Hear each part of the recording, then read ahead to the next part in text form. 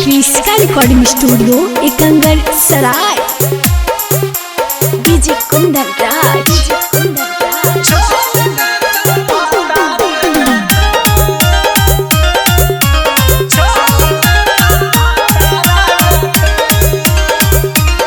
Presented by Kriska films. गे नाही ससुरावा गे छौली मेहंदी लगा के हाथ गो।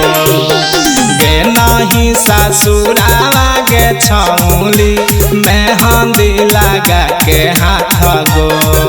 तब वीडियो वायरल करावा गे छौली छोड़ देता भतारा गे तो।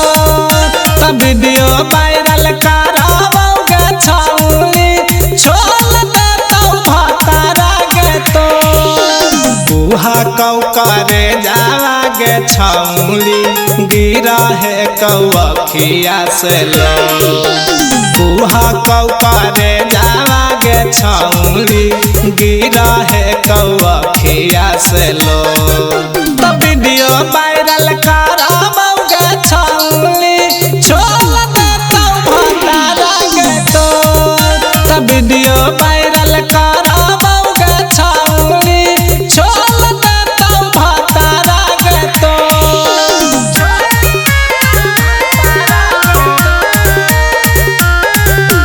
डीजे कुंदन राज।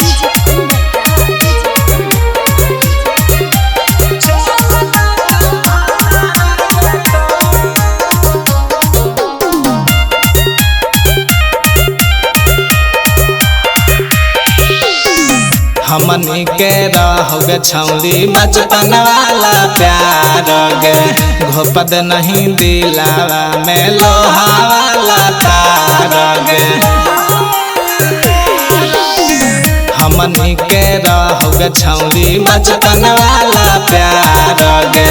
घोपद नहीं दिलावा में लोहा वाला तार गे। याद बलिया बहोगे छौली जे मिलत रही पिपारा के ओ। याद बलिया बहोगे छौली जे मिलत रही पिपारा के ओ।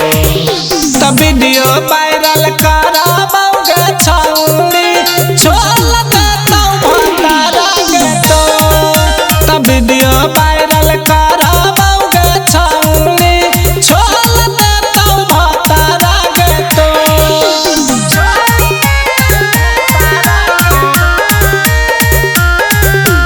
डीजे कुंदन राज।